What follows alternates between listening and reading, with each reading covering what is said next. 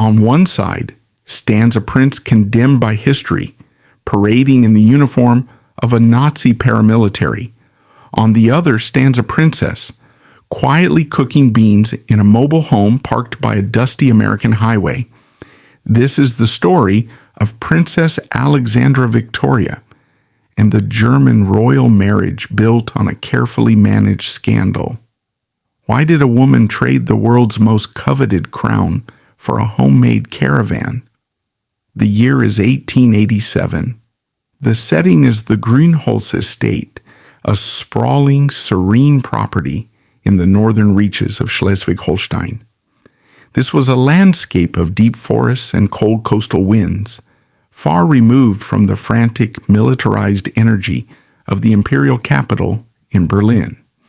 Here, Princess Alexandra Victoria was born into a family that was rich in history, but politically complicated.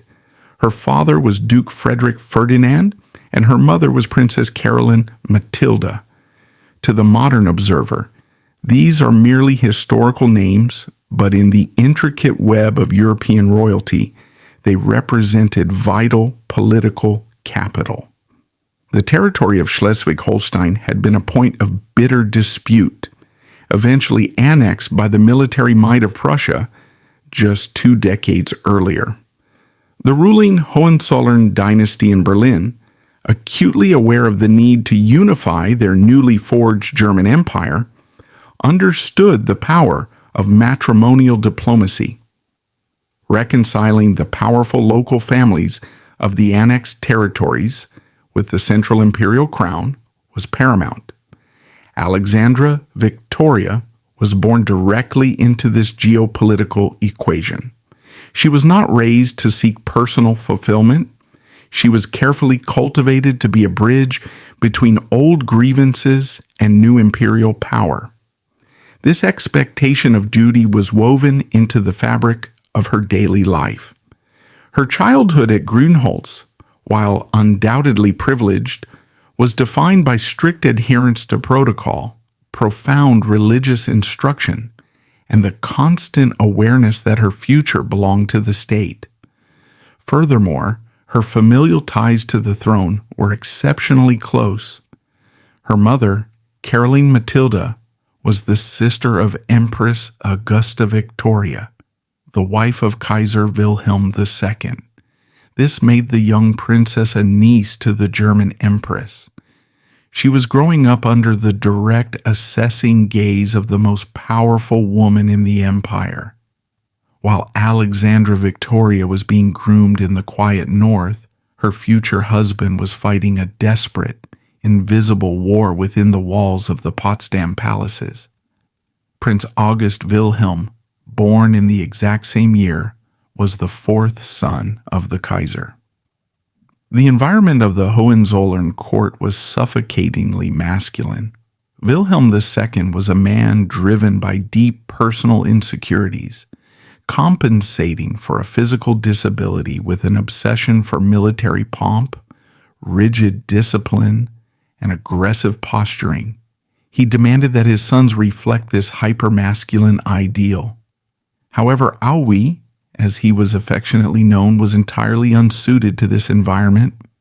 He was noted to be sensitive, artistically inclined, and deeply uncomfortable with the brutal realities of Prussian military training. Thrust into a world of endless parades, harsh discipline, and the expectation of martial glory, the young prince found himself profoundly isolated. It is within this crucible of psychological pressure that his bond with Hans-Georg von Mackensen was forged. Mackensen, the son of a celebrated military commander, became Aui's personal adjutant, and almost immediately, his sole emotional anchor. In a court that demanded stoicism, Mackensen offered understanding. Their relationship quickly deepened beyond the professional boundaries expected of a prince and his aide. Historical consensus points to a profound romantic devotion between the two men. It was a bond that, in the rigid moral climate of Imperial Germany, was officially a criminal offense and socially a catastrophe waiting to happen. Yet the court operated on an intricate system of denial.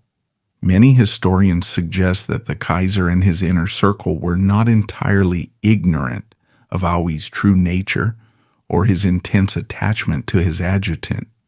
However, maintaining the illusion of the perfect royal family was the highest priority.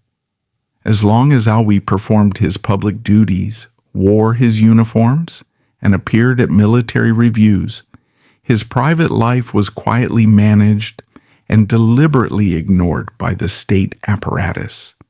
He was allowed his companion, provided he also fulfilled his dynastic obligations. The most crucial of these obligations was, of course, a suitable marriage. By the early years of the 20th century, the Kaiser and Empress Augusta Victoria turned their attention to securing a bride for their fourth son. They did not look far. They required a woman of impeccable lineage, one who would not bring foreign political complications, and, ideally, one whose family was already aligned with the throne. The Empress's own niece, the beautiful and refined Alexandra Victoria, was the perfect candidate. The matchmaking process was not an exercise in romantic discovery. It was a closed-door negotiation between powerful families. The cousins were brought together. For the public, the narrative of a charming, natural romance blossoming between two attractive young royals was carefully seeded in the national press. The reality was a swift, highly orchestrated march towards the altar. It is difficult to ascertain exactly how much the young princess knew of her fiancé's true inclinations before the wedding. The aristocratic circles of Europe were notoriously adept at burying secrets beneath layers of etiquette and euphemism. It is highly probable that Alexandra Victoria, sheltered and strictly guarded, was entirely unaware of the complex emotional web she was stepping into. She likely approached her engagement with a mixture of duty, apprehension, and the naive hope that often accompanied arranged royal marriages. She was preparing to take her place at the very center of the European stage, completely blind to the fact that the script had already been written, and her role was merely that of a tragic diversion. The stage was set for the grandest wedding Berlin had seen in years, a glittering facade built upon a foundation of profound deceit. The 22nd of October 1908 arrived with the heavy, imposing grandeur that only the German Empire could orchestrate. Berlin was transformed into a theater of dynastic supreme power. The Berliner Stadtschloss, the massive winter residence of the kings of Prussia and German emperors, stood as the imposing backdrop to what the public was told would be the romantic culmination of a royal love story. The streets were lined with citizens, soldiers, and the intricate flags of the Hohenzollern dynasty. Carriages drawn by immaculate horses carried the highest echelons of European nobility toward the palace. For Princess Alexandra Victoria, the sheer scale of the event must have been overwhelming. She was 21 years old. She was stepping out of the relative quiet of the Grünholz estate into the blinding glare of the imperial center. The wedding dress was a masterpiece of heavy silk and intricate lace, a physical manifestation of the immense wealth and expectation now resting upon her shoulders. As she walked down the aisle to marry Prince August Wilhelm, she was not merely taking a husband. She was fulfilling a political contract negotiated by her family and the Kaiser himself. The public displays of affection were rigorously choreographed. The photographs from the era show a handsome couple standing rigidly in their finery, projecting the exact image of stability and traditional virtue that the German state demanded. To the observers outside the palace walls, and even to many within the minor ranks of the aristocracy, it appeared to be a flawless union. It was a triumph of the Kaiser's matrimonial strategy. Yet, the facade was entirely hollow. The elaborate machinery of the wedding ceremony eventually ground to a halt. The crowds dispersed. The foreign dignitaries returned to their respective countries. The newlyweds were finally left alone to begin their mandated life together.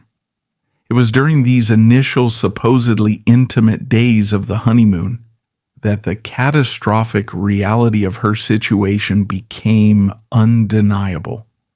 Many historians and biographers who have studied the intricate private lives of the Hohenzollerns suggest that the honeymoon was a period of profound shock for the young princess. She was an aristocrat, raised in the strict, repressed environment of the late 19th century. She likely had very little practical understanding of marital intimacy. However, she quickly understood rejection. Prince August Wilhelm demonstrated no physical or romantic inclination towards his new wife. The affection he had managed to project for the cameras vanished behind closed doors. The prince's profound lack of interest was not born of malice toward Alexandra Victoria. It was born of his fundamental nature. His emotional and physical desires were entirely occupied elsewhere. The shadow of his adjutant, Hans-Georg von Mackensen, loomed large over the marriage from the very first night. Many historians suggest that Auwi's deep bond with his adjutant was the defining emotional relationship of his life. He simply could not offer his wife the relationship that society, her family, and the church had promised her. One must try to comprehend the psychological isolation of a young woman in this precise scenario. She could not write to her parents and demand an annulment. Such an action would trigger a scandal that could destabilize the fragile alliances her marriage was built to secure. She could not confide in her friends, as admitting her husband's orientation would invite public ruin and criminal investigation upon the prince. She was trapped in a silent, gilded vacuum. When the couple returned to Potsdam to establish their household, the situation deteriorated from cold rejection to active humiliation. The Hohenzollern palaces were vast, intricate structures designed to house hundreds of servants, courtiers, and military officials. Within these walls, Auwi and Mackensen resumed their intense, inseparable bond. Mackensen was not merely an employee. He was the center of the prince's universe. Alexandra Victoria was forced to observe this relationship daily. She watched her husband direct his smiles, his deeply engaged conversations, and his obvious devotion to his male aide. She was the official wife, yet she functioned as the third wheel in her own home. She was required to sit at grand dining tables, projecting the image of a contented princess, while her husband and his adjutant shared a private, unspoken language of intimacy just across the room. She was, in the most literal sense, an expensive, highly decorated human shield. Her presence validated Auwi's public image, allowing him to maintain his position within the hyper-masculine military culture of his father's empire. The cruelty of her environment was compounded by the very woman who should have been her greatest ally. Empress Augusta Victoria, the Kaiser's wife and Alexandra's own aunt, was a woman defined by her rigid conservatism and intense religious fervor. She was deeply committed to the moral purity of the German court. When the true nature of Aoi's marriage became an open secret within the inner circles of the family, the empress did not direct her anger at her son. Instead, she directed her suspicion at her daughter-in-law. The empress viewed Alexandra Victoria's youth and undeniable physical attractiveness as a distinct threat. In the deeply flawed logic of the imperial court, a young, beautiful, and profoundly neglected wife was a scandal waiting to detonate. The empress feared that Alexandra, starved of affection and trapped in a sham marriage, might seek solace in the arms of another man. Such an infidelity would shatter the moral authority of the Hohenzollern family. To prevent this imagined disaster, the empress instituted a regime of strict, suffocating surveillance. The ladies-in-waiting assigned to Alexandra Victoria were not companions. They were carefully selected informants reporting directly to the empress. Every movement the young princess made was monitored. Her correspondence was likely scrutinized. Her conversations were noted. She was not allowed to cultivate private, unsupervised friendships with male courtiers or officers. She was treated as a dangerous liability. She was punished not for anything she had done, but for the fundamental injustice of her situation. She was denied the affection of her husband because of his nature, and she was denied the basic freedom of movement because of her mother-in-law's paranoia. The palace, with its sprawling gardens and opulent salons, became a high-security prison. She was surrounded by people, yet entirely alone. Despite the profound emotional chasm between them, there remained one inescapable duty the couple had to perform. The primary function of any royal marriage was the production of a legitimate heir. The dynastic continuity of the Hohenzollerns demanded a son. The mechanics of how this was achieved in a marriage devoid of physical attraction remain a private matter of historical speculation, but the outcome is a matter of public record. In December 1912, 4 years after the grand wedding in Berlin, Princess Alexandra Victoria gave birth to a boy. He was named Prince Alexander Ferdinand. The birth was celebrated across the empire with the customary artillery salutes and public declarations. The young princess had fulfilled her ultimate contractual obligation to the state. For a brief moment, the birth of the child might have offered a glimmer of purpose. Motherhood provided her with a role that could not be entirely co-opted by the strange dynamics of her husband's life. However, the arrival of the prince did not heal the marriage. It merely satisfied the dynastic requirement, allowing Aoi to retreat even further into his life with Mackensen. The infant prince belonged as much to the state as he did to his mother. He was immediately absorbed into the rigid educational and disciplinary structures of the royal household, raised by nurses and tutors to become a future Prussian officer. Having delivered the required heir, Alexandra Victoria's value to the family was essentially exhausted. She was expected to recede into the background, a silent, dignified figurehead. She was to appear at state banquets, participate in charitable endeavors, and maintain a placid demeanor while her husband continued his life with his adjutant.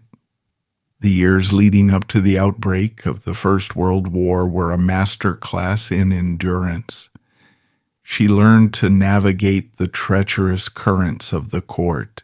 She learned to speak without saying anything of substance. She learned to smile while being scrutinized by the Empress's spies. She cultivated a hard, protective exterior to survive the daily humiliations of her living arrangement. She did not break down. She did not create the scandal her mother-in-law so deeply feared. She absorbed the isolation and the profound lack of agency, burying her resentment beneath the heavy fabrics of her court dresses. She was a woman biding her time in a world that seemed indestructible. The German Empire was at the height of its industrial and military power. The Kaiser's authority appeared absolute. The idea that this colossal, oppressive system could ever collapse was unthinkable to most observers. Yet beneath the polished surface of the military parades and the grand imperial balls, the foundations of the world order were shifting. The rigid, militaristic society that had forced her into this captive existence was steering itself toward a catastrophic conflict. Alexandra Victoria could not have known the scale of the destruction that was approaching, nor could she have predicted that the impending global tragedy would become the very mechanism of her eventual liberation. She simply survived, day by day within the gilded confines of Potsdam, unaware that the countdown to the end of the German Empire had already begun. The summer of 1914 severed the 19th century from the modern world. When the guns of August began to fire, the German Empire erupted in a wave of terrifying martial euphoria. The streets of Berlin were choked with marching men, flowers thrown from balconies, and the absolute certainty of a swift, glorious victory. For the Hohenzollern dynasty, this was the ultimate test of their militaristic ideology. Kaiser Wilhelm II promised his troops they would be home before the leaves fell from the trees. For Prince August Wilhelm, the outbreak of the First World War provided an immediate, state-sanctioned escape from the domestic reality he despised. He donned his field gray uniform and took his place within the vast military apparatus of his father. Beside him, as always, was Hans-Georg von Mackensen. The war offered them an environment where their intense companionship was entirely normalized under the guise of patriotic duty and brotherly camaraderie in arms. They were absorbed into the administrative and staff machineries of the war effort, safely shielded from the worst horrors of the frontline trenches, yet fully immersed in the masculine world they preferred. For Princess Alexandra Victoria, the war meant something entirely different. The departure of her husband and his adjutant left her in the sprawling, suddenly quiet palaces of Potsdam. The suffocating surveillance of her mother-in-law, Empress Augusta Victoria, began to slip. The Empress was now consumed by the terrifying casualty lists and the colossal strain of the conflict. The daily micromanagement of her daughter-in-law's morality was no longer a priority. For the first time in years, Alexandra experienced a fraction of unguarded silence. Like many royal women of her era, she was immediately mobilized for the home front. She was deployed into the massive machinery of the German Red Cross. She worked in military hospitals and sponsored charitable initiatives for the wounded and the widows. Here, the insulated artificial reality of her royal existence collided brutally with the consequences of her family's ambitions. She saw the shattered bodies of young men returning from Verdun and the Somme. She witnessed the slow, agonizing starvation of the German civilian population as the British naval blockade choked the country. This exposure to profound, unvarnished human suffering fundamentally altered her. The grand illusion of Hohenzollern invincibility was bleeding out on the hospital cots before her eyes. The empire that had dictated her marriage, imprisoned her in a palace, and demanded her absolute submission was proving itself to be fallible, desperate, and increasingly hated by its own people. As the war dragged into its third and fourth years, the winters grew freezing. Food became scarce even within the aristocratic households, and the public mood turned from patriotic fervor to bitter, revolutionary anger. Alexandra Victoria watched this disintegration with a quiet, calculated intelligence.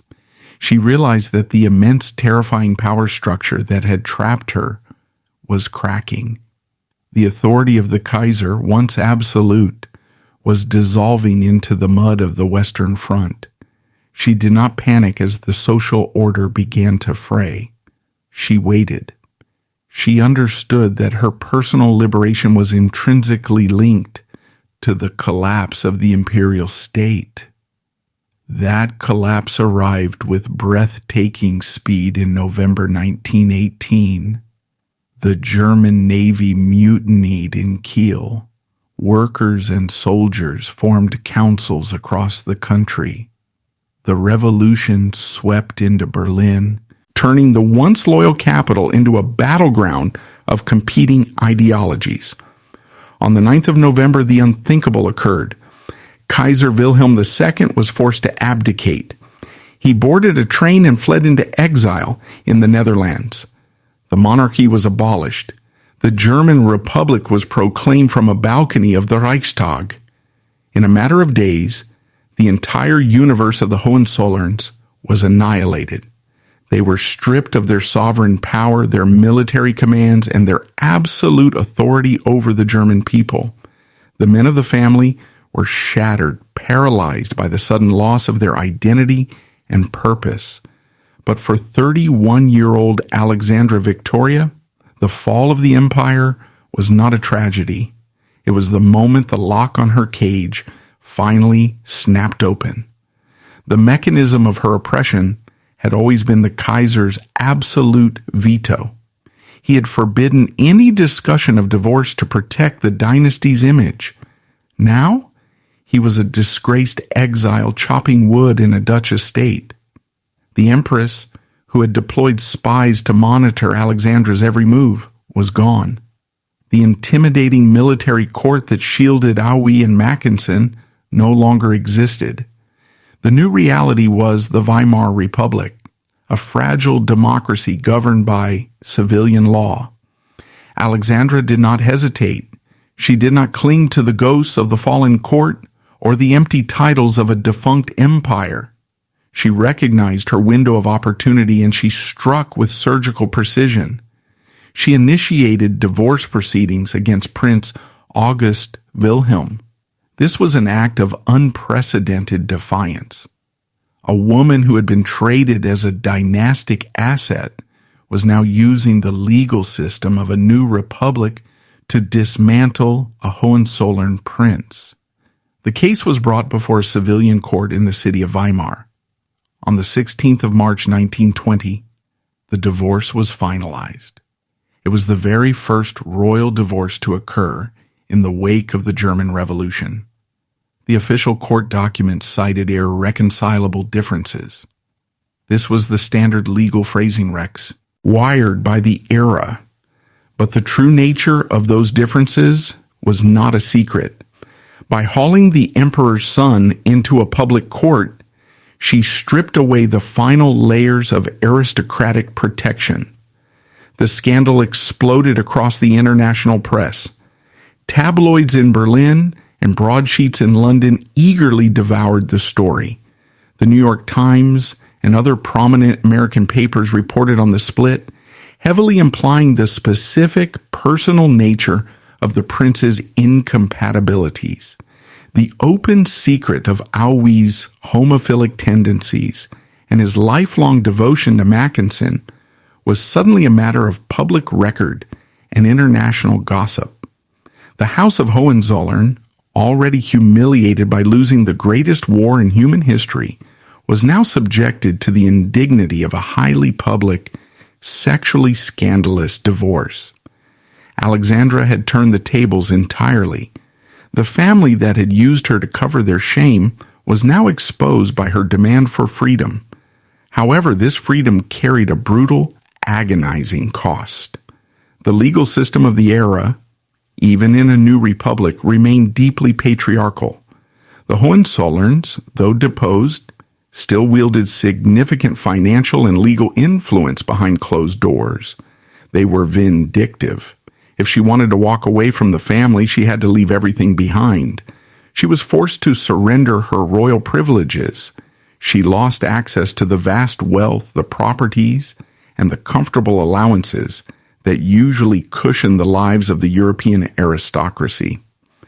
She accepted a life of stark financial uncertainty. But the most devastating condition of her release was the fate of her child. Prince Alexander Ferdinand was 8 years old. The court, heavily influenced by traditional dynastic principles, granted primary custody and guardianship to his father, Prince August Wilhelm. Under the rigid traditions of Prussian royal law, a departing mother had virtually no legal claim to a dynastic heir. The boy was the vital link to the family's imagined future, and the imperial system was built to ensure he remained within the Hohenzollern fold. This is the great painful contradiction at the heart of her story. To secure her own liberation, she was legally forced to surrender her son to the very institution that had consumed her youth, leaving him under the authority of a father driven by entirely different priorities. Many historians struggle to reconcile this decision.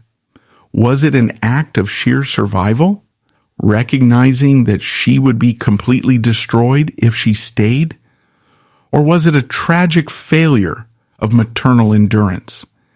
There are no simple answers in the ruins of an empire.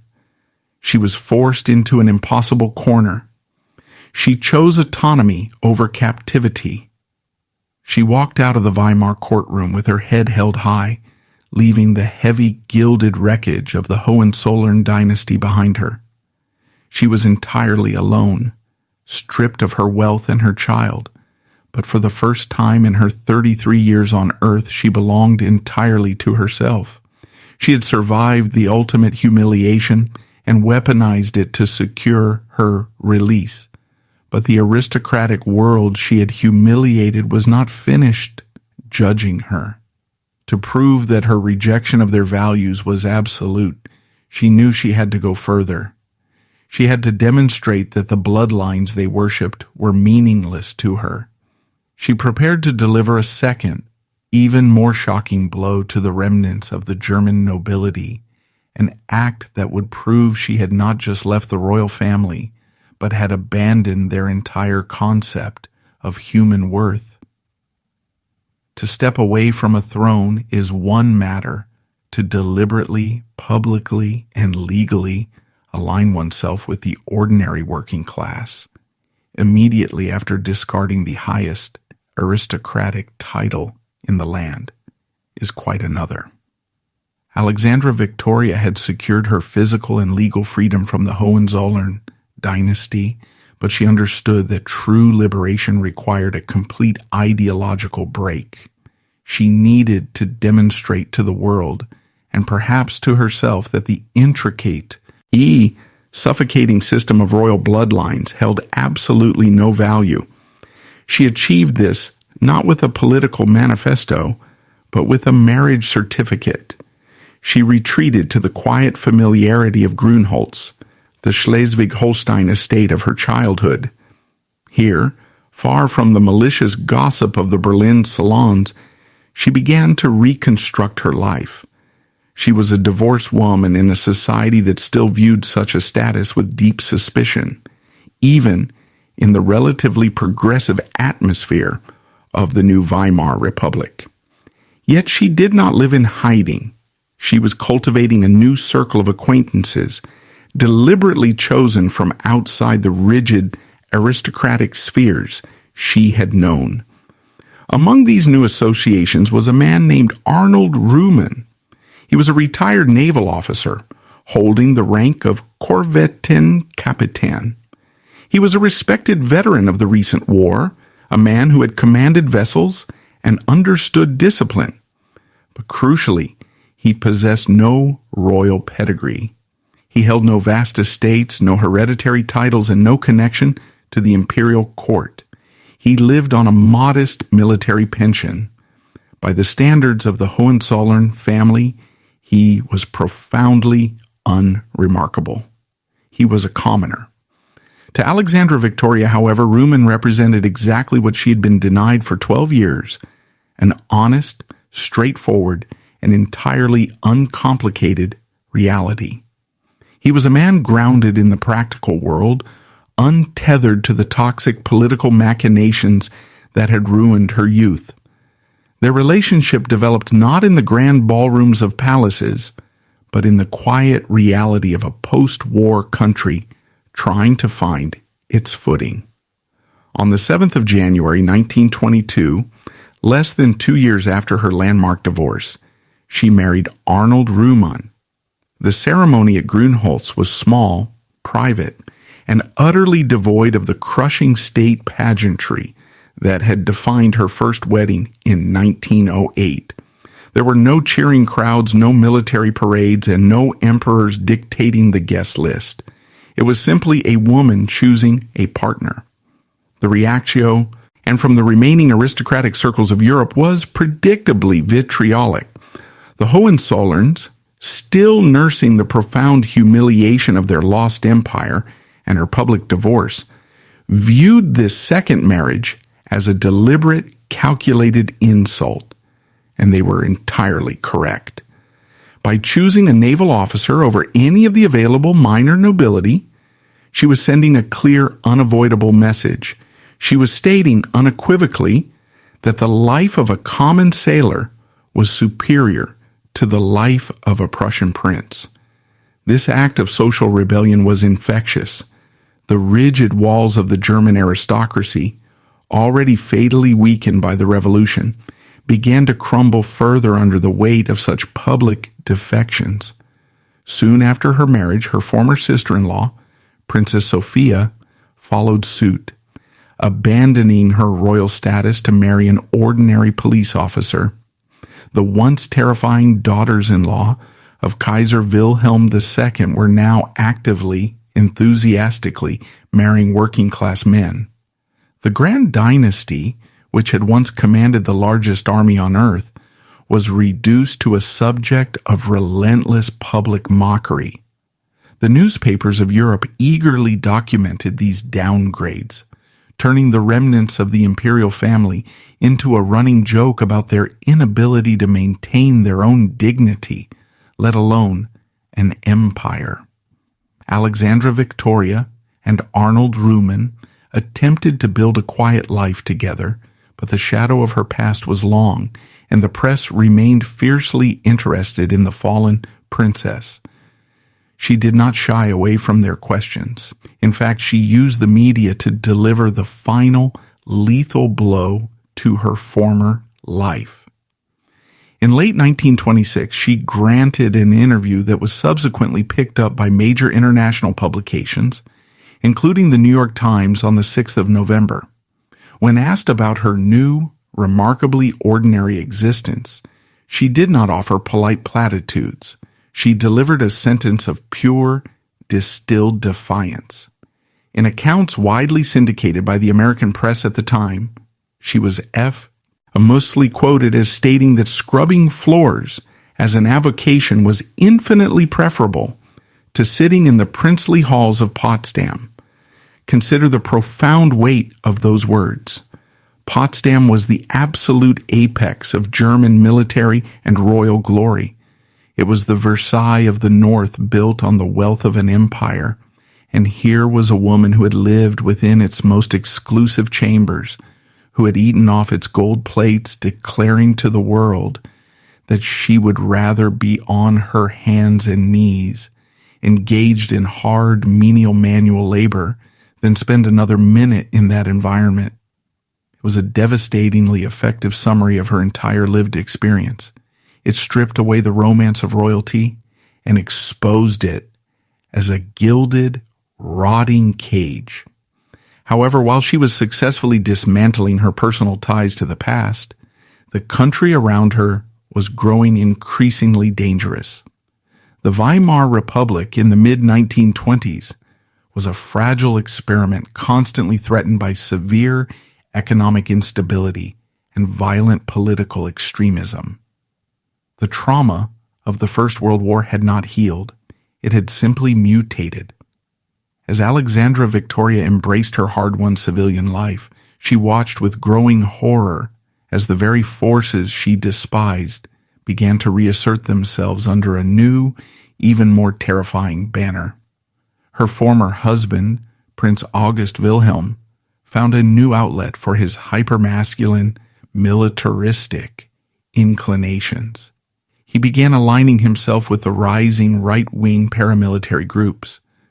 The man who had hidden his true nature behind the uniforms of the Kaiser's army now found a new uniform and a new violent purpose within the ranks of Adolf Hitler's National Socialist movement.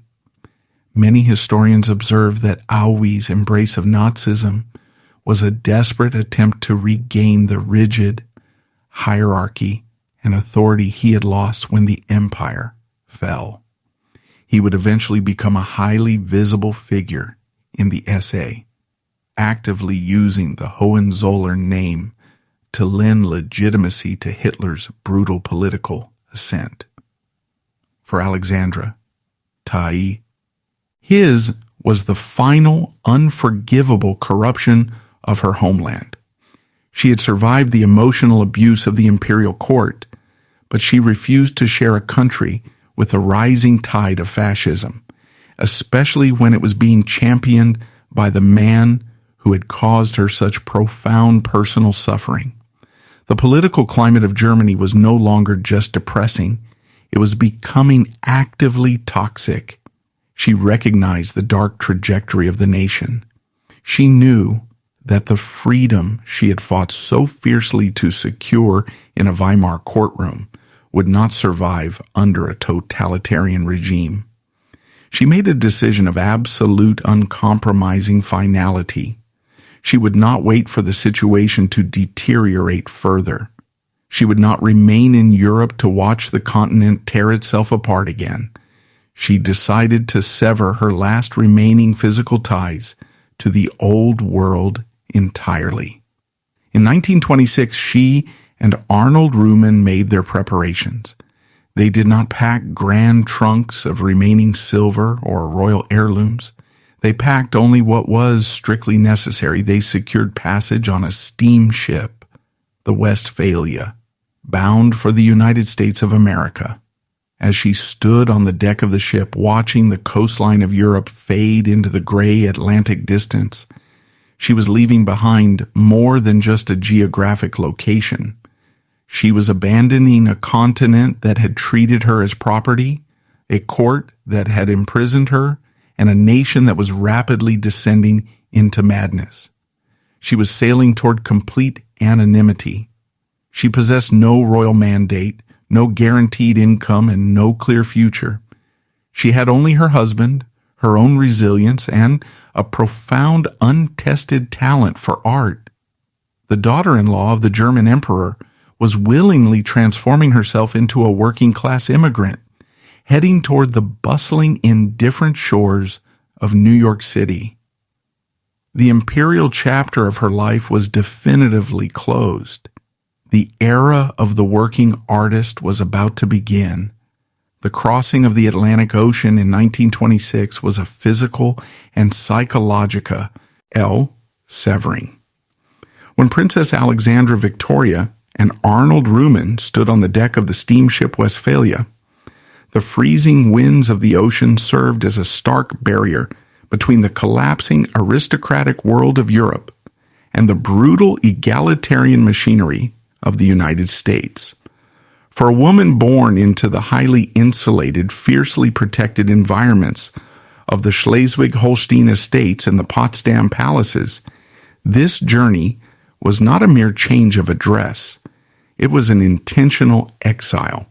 She was deliberately walking away from a continent where her surname dictated her entire existence, sailing toward a land where her survival would depend entirely on her own hands. The arrival in New York Harbor offered no imperial salutes. There were no lines of immaculate cavalry, no cheering crowds, and no rigid protocols.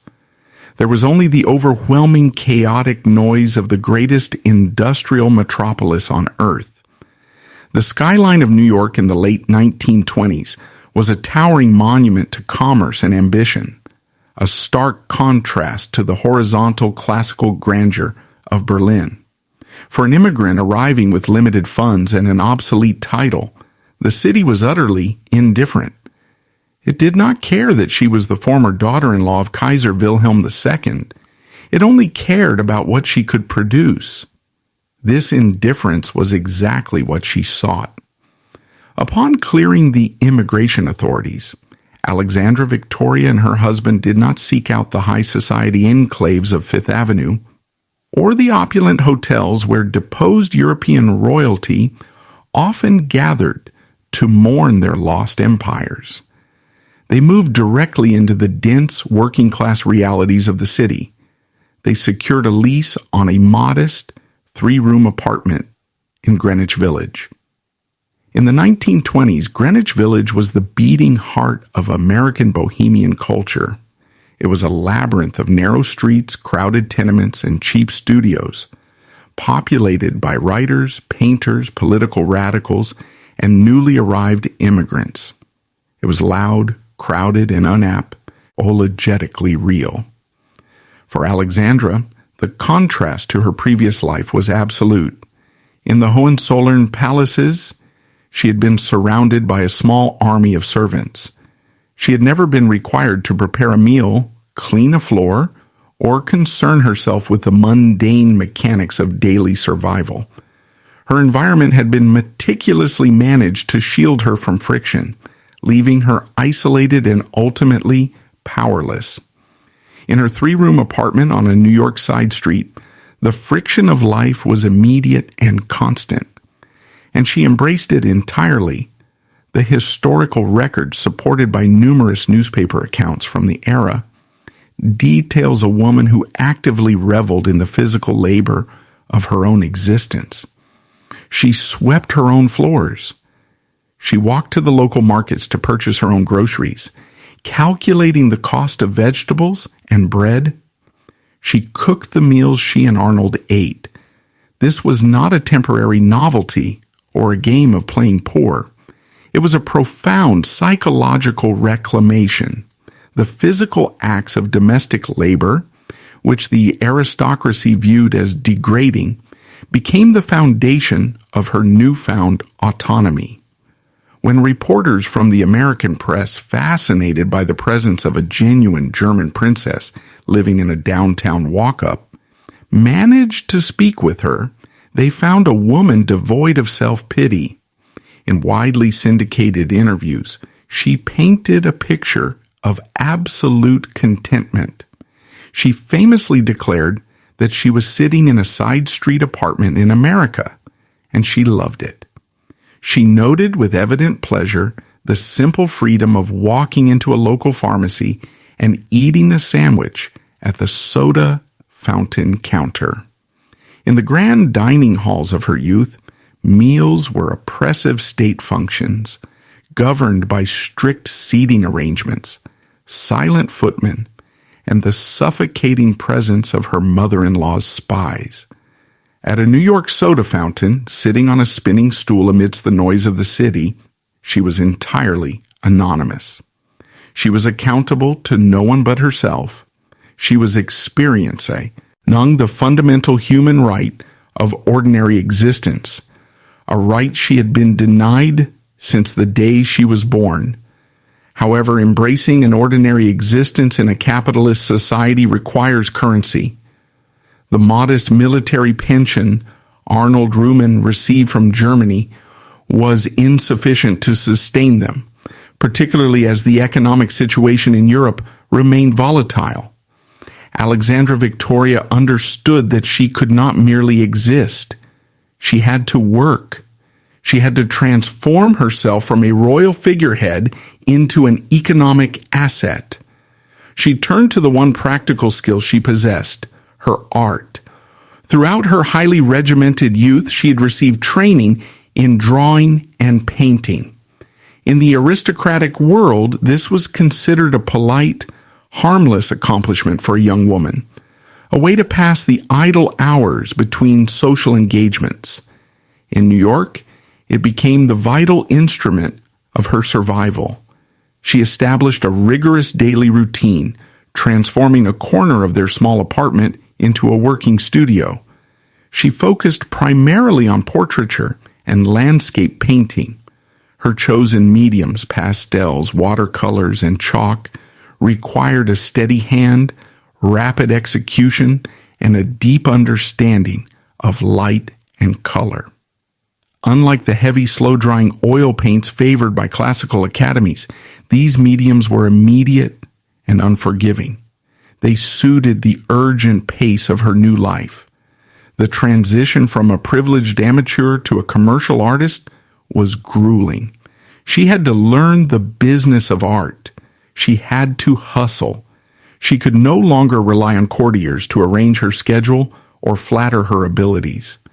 She had to present her portfolio to gallery owners, accept criticism, and actively seek out paying clients. She was determined to be evaluated on the merit of her work, not the notoriety of her past. She explicitly informed the press that her primary goal was to become an American citizen and to support herself entirely through her own labor. Her discipline eventually yielded significant recognition. In February 1929, she secured a major exhibition of her work at the prestigious Grand Central Art Galleries in Manhattan. This was a critical milestone. The galleries located within the Grand Terminal itself were a central hub for the American art establishment. The exhibition brought her work before serious critics and affluent buyers. The American public and the press were naturally drawn to the spectacle of a former Hohenzollern princess selling her drawings. But many contemporary accounts note that the quality of her work sustained the initial curiosity.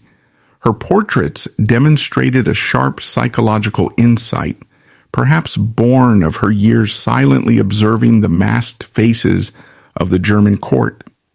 Her landscapes captured a sense of space and movement, reflecting her deep appreciation for the vastness of her new environment. The exhibition was a success, validating her difficult choice to leave Europe and providing her with the financial footing to take the next radical step in her American journey. New York City had given her anonymity and a professional foundation, but she soon realized that to truly establish herself as a working American artist, she needed to understand the country beyond the confines of Manhattan. She needed new subjects, new landscapes, and new clients. The vast industrial heartland of the United States was booming, and she intended to document it. She formulated a plan that entirely obliterated the final remnants of her aristocratic identity. A traditional artist's tour would involve traveling by train and staying in comfortable hotels. But Alexandra Victoria and Arnold Ruhmann sought total independence and maximum economy. They made the extraordinary decision to build and live in a caravan. In the late 1920s, the concept of a mobile home was still in its infancy. It was largely associated with itinerant workers or traveling performers, certainly not with members of the European high nobility. Yet for a woman who had declared scrubbing floors preferable to the palaces of Potsdam, the trailer offered the ultimate manifestation of freedom. It was a home that owed no allegiance to any specific geography, a space entirely under her own command. They acquired a sturdy automobile and a custom-built towed trailer. The interior dimensions were incredibly tight. It contained only the absolute necessities: a small stove for cooking, a fold-down bed, narrow storage compartments for her art supplies, and just enough space to set up a small easel. There was no running water, no central heating, and certainly no space for the heavy, suffocating luxuries of her past. When the press discovered her new living arrangement, the juxtaposition was too striking to ignore. Newspapers across the country ran features on the princess in a trailer. The photographs from this era are startling.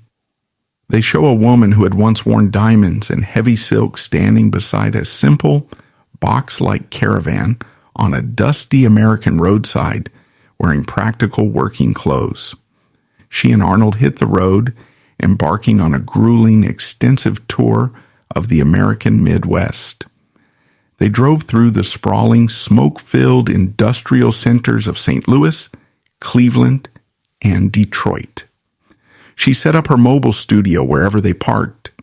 During the day, they navigated the newly paved highways and the rough dirt roads of the interior. In the evenings, the trailer became her sanctuary. By the light of small lamps, smelling the gasoline of the car and the dust of the road, she painted the American landscape. She sought out commissions in these booming cities, painting portraits of factory owners, local merchants, and everyday citizens. She was no longer insulated by the walls of a palace. She was directly engaged with the raw, muscular energy of a nation building itself. She observed the steel mills, the auto factories, and the vast agricultural plains. Every mile driven was a further repudiation of the static, heavily guarded life she had fled. Living in a trailer wreck required constant physical effort. She had to fetch water from communal pumps. She had to manage the limited fuel for the stove.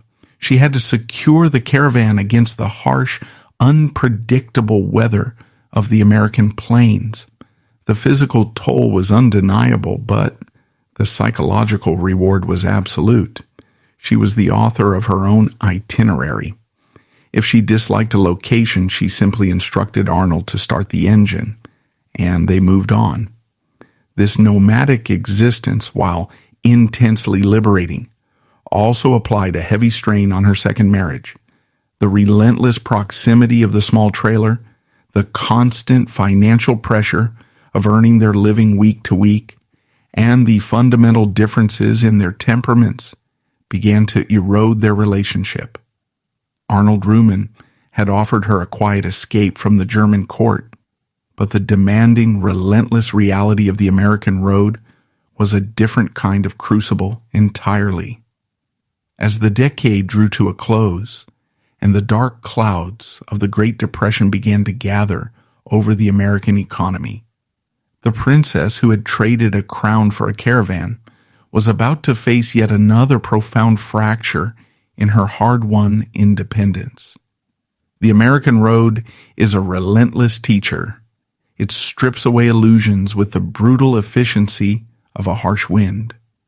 For Alexandra Victoria and Arnold Ruhmann, the initial exhilaration of their nomadic existence gradually gave way to the grinding reality of survival. The Wall Street crash of 1929 fundamentally altered the calculus of their lives. The booming industrial cities that had eagerly purchased her portraits and landscapes were suddenly gripped by the Great Depression. The factories quieted, the merchants closed their doors, and the market for fine art evaporated almost overnight. The custom-built caravan, which had served as a triumphant symbol of their liberation, slowly transformed into a pressure cooker.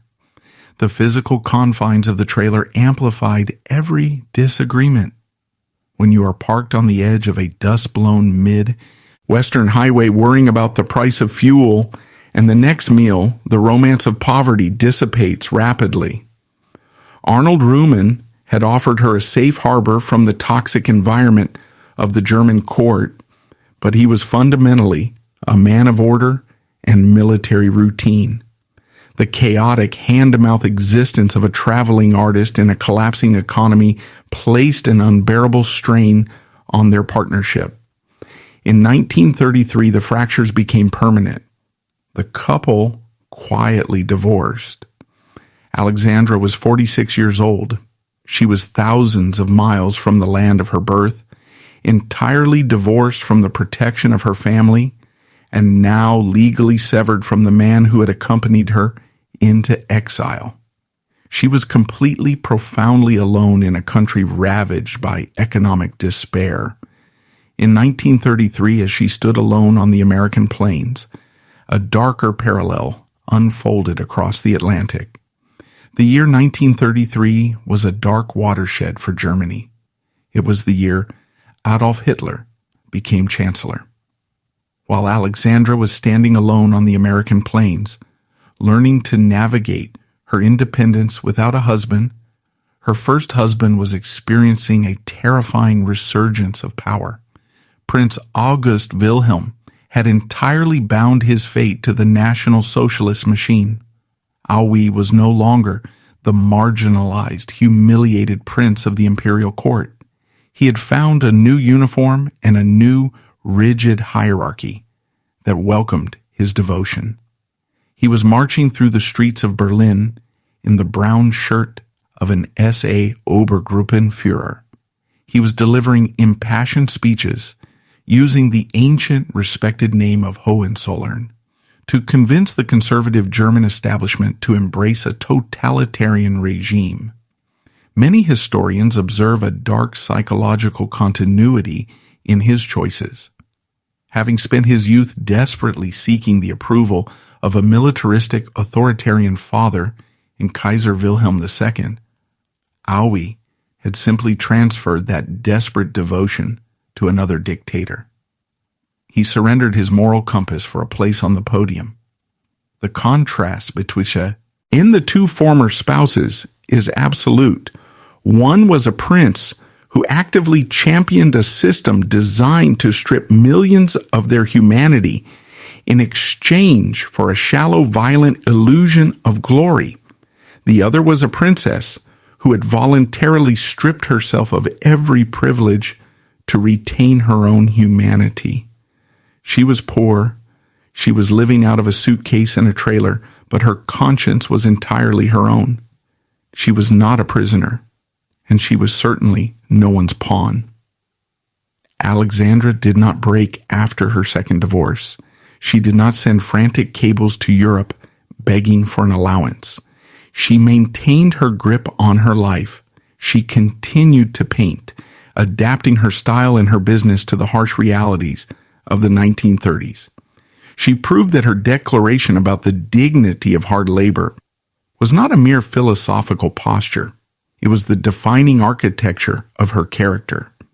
When the Second World War erupted in 1939, the European continent tore itself apart with a ferocity that dwarfed even the conflict of her youth. The palaces of Potsdam, where she had spent her suffocating 20s, were heavily bombed.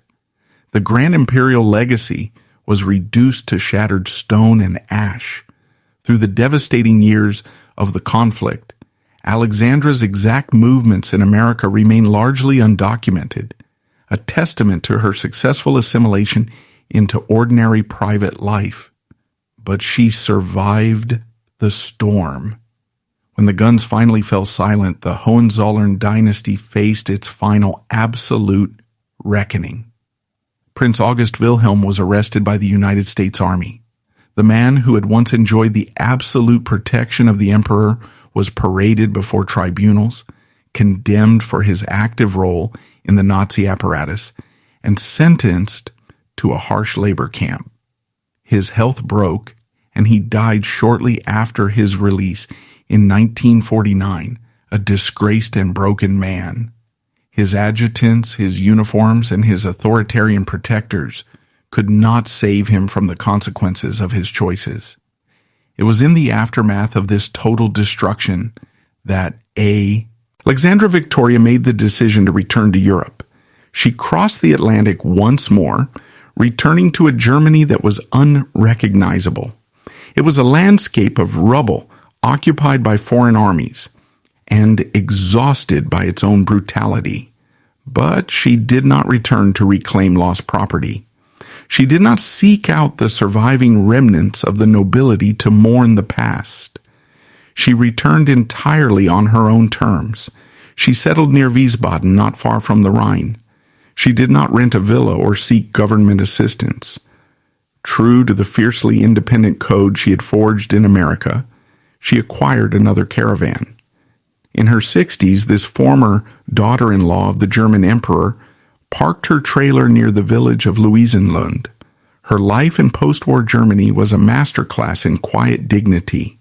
She lived simply, accompanied by a devoted dog named Falk. The locals knew her not as Her Royal Highness, but as a working artist. She sustained herself in her final years by doing exactly what she had done in New York and the American Midwest. She painted landscapes and portraits for those trying to rebuild their lives. She walked through the ruined country with her sketchbook, finding beauty in the resilience of the natural world, completely untouched by the political poison that had destroyed her generation. She had outlived the German Empire. She had outlived the Weimar Republic. She had outlived the Third Reich. She had outlived the husbands who had failed her. Her endurance was not a passive act of survival. It was an active daily practice of self-reliance. Her journey came to a close, far from the noise of Berlin or New York. On April 15, 1957, just days shy of her 70th birthday, Princess Alexandra Victoria passed away in a quiet hotel room in Lyon, France. Her remains were returned to the Grünholz estate, resting in the cold northern soil where her extraordinary life had begun. When the palaces are reduced to rubble and the titles are forgotten, what remains is the truth of how we navigate the cages we are handed. Between a prince who traded his soul for a uniform and a princess who scrubbed floors to own her freedom, history leaves us to ask, who truly possessed an empire?